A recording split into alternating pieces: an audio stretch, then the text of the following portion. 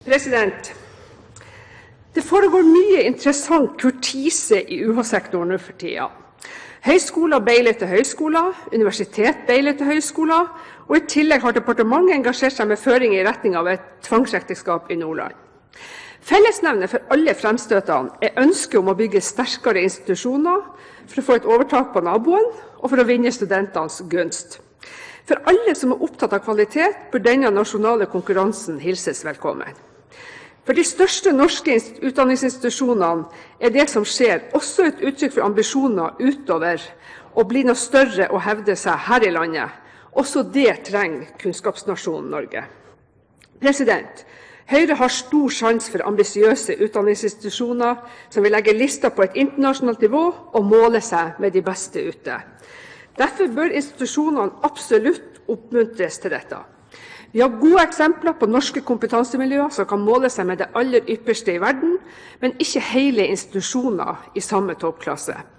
Det bør inspirere både oss politikere og sektoren selv til å strekke seg videre, fordi det er viktig for landets verdiskapende konkurranseevne i et litt lengre perspektiv at vi har utdanningsmiljøer også i toppklasse. Da er det vår oppgave som politikere å sørge for rammebetingelser som legger til rette for utvikling og vekst i samarbeid med sektoren. Stjernø-utvalget fikk på mange måter en litt ublu skjebne. Mye av budskapet drukna i debatten om institusjoners berettigelse og forslag om nedleggelser. Noen pustet sikkert letta ut da Stortinget konkluderte med at strukturendring i sektoren burde tuftes på frivillighet. Men siden har altså det skjedd at flere og flere institusjoner har funnet hverandre og gått i dialog om en felles fremtid. Først ute var kanskje Universitetet i Tromsø og Høgskolen i Tromsø, som nå er forbi fusjonsfasen, og siden 1. januar 2009 lykkelig gift virker det som, og med spennende visjoner for hvordan den nye, større institusjonen skal kunne utvikle mer attraktive studietilbud av høy kvalitet.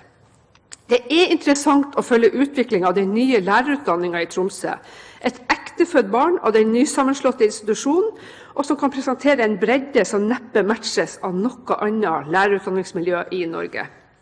Hvor vil jeg med dette? Hensikten med å ta opp denne interpellasjonen er at også Stortinget skal kunne la sin stemme høre i en periode med større dynamikk enn på lenge når det gjelder struktur i norsk høyere utdanning, og fordi Stortinget ikke har noen konkret sak om dette til behandling. Det er spennende at det tas så mange initiativ i sektoren, og at disse nesten uten unntak kommer nedenfra. Nordlandsprosessen er et sånt unntak, og jeg registrerer at utvalgsrapporten har skapt bølger hos dem som føler sin frie vilje trua. Men ser vi bort fra det som skjer i Nordland, tyder de mange initiativene som er tatt, på at endringer er ønsket og kommer. Likevel, det er nok også en realitet at særlig de minste høyskolemiljøene føler pusten i nakken fra dem som er større. Strategien om å alliere seg med andre for å unngå å sakke akterut bunner vel i en erkjennelse av at alternativet kan være verre. Hva sluttresultatet blir, vil tida vise, og dette avhenger også på hva slags måte store institusjoner vil møte tilnærmelsene fra dem som er mindre enn seg.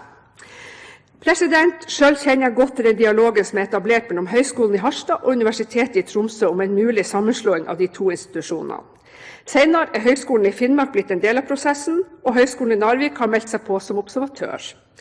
Da styret ved Høgskolen i Harstad sommeren 2009 gjorde vedtak om å innlede samtaler med Universitetet i Tromsø, var det med det utgangspunkt at Høgskolen i Harstad har utdanning og kompetanse som er komplementært til universitetets, og fordi man tror på økt utviklingskraft gjennom universitetsstatus.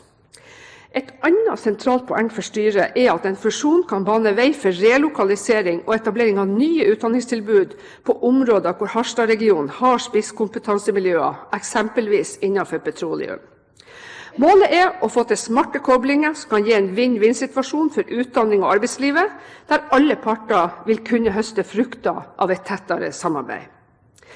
Allerede ved budsjettbehandlingen sist høst kom forvarslene om trangere tider for utdanningssektoren, og nå går det snart ikke en dag uten at finansministeren hever en advarende pekefinger og ber alle sektorer innstille seg på tøffere tider.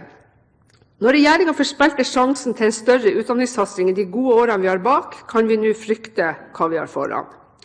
Mye av Norges verdiskapning er kompetansebasert, og da er det livsviktig, bokstavelig talt, for norske arbeidsplasser at regjeringen greier å prioritere utdanning på tross av tøffere økonomiske tider. Høyre er opptatt av at også utdanningssektoren skal drive effektivt, og vi skal stille krav om at de betydelige ressursene som hvert år investeres i utdanning og forskning, gir resultater tilbake til samfunnet både på kort og lang sikt. Derfor er Høyre også tilhenger av tettere samarbeid og fusjoner i universitets- og høyskolesektoren når initiativet kommer nedenfra. For vi tror resultatet blir best når sammenslåing er en villet utvikling av de involverte parter. I Tromsø-fusjonen kom det en mindre premiering fra departementet, eller i hvert fall oppfattet man det sånn, etter at ekteskapet var inngått. Og min første utfordring til forsknings- og høyere utdanningsministeren i dag er om regjeringen nå vurderer gulrøtter for å smøre de pågående prosessene. Min andre utfordring til statsråden er hvordan regjeringen vil sikre god tilgjengelighet til høyere utdanning i en situasjon med færre og større enheter, slik utviklingen synes å gå i retning av. Utdanningskomiteen har til behandling stortingsmelding 44 Utdanningslinja, som har som rød tråd å få til bedre kobling og interaksjon mellom utdanning og arbeidsliv på alle nivåer. Samtidig er meldingen en ny understreking av noe det er tverrpolitisk enighet om, at samfunnet må legge enda bedre til rette for etter- og videreutdanning i et yrkeslangt perspektiv. I tillegg er det en klar forventning om at våre høyere utdanningsinstitusjoner skal bidra til regional utvikling gjennom sin rolle som kompetanseleverandør. Selv om norgeskartet på UH-sektoren om få år kan se radikalt annerledes ut med hensyn til antall institusjoner, må det ikke bety at store regioner tømmes for høyere utdanningstilbud. Rammebetingelsene for sektoren må utformes sånn at disse bygger opp under kvalitet, men samtidig legger til rette for at universiteter kan ha campuser flere steder, ja i flere byer. Særlig med tanke på samspill, utdanning og næringsliv, og i forbindelse med etter- og videreutdanning i kombinasjon med å være i arbeid, er det viktig at høyere utdanning også i fremtiden kan tilbys utenfor universitetsbyene. Tilstedeværelse flere steder vil også sikre en bredere kontaktflate mellom utdanningssektoren og det arbeidsmarkedet institusjonene skal forsyne med arbeidskraft. Spørsmålet er om finansieringen av sektoren og institusjonene er godt nok innrettet på å ivareta dette.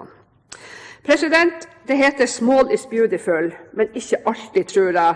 Og den samme erkjennelsen har tydeligvis mange av våre mindre utdanningsinstitusjoner kommet til når man frivillig har tilnærmet seg storebrødre i sektoren for å se om en fremtid sammen er et bedre alternativ enn livet som singel og lillebror. Enten vi liker det eller ikke, så ser universitetene ut til å være større magneter på ungdom enn mange høyskoler. Det handler bl.a. om at det har mer status å studere ved et universitet. Mindre høyskoler opplever i tillegg hard konkurranse fra universitetene om lærekrefter, fordi universitetene naturlig nok i kraft av sin størrelse gir flere og mer attraktive karrieremuligheter. Begge disse faktorene som mindre høyskoler frykter vil slå negativt ut for dem, vil langt på vei kunne elimineres i et universitetsfellesskap, selv om campus har en annen geografisk lokalisering. Jeg er oppmerksom på departementets sakinitiativ om samarbeid, arbeidsdeling og faglig konsentrasjon for å få en mer slagkraftig høyere utdanningssektor, og jeg mener det er viktig at Stortinget kan delta i debatten om den videre utviklingen av høyere utdanning i Norge. Jeg ser frem til å høre statsrådens utdyping av regjeringens strategi for å sikre alle deler av landet tilgang på sektorens kompetanse og utdanningstilbud.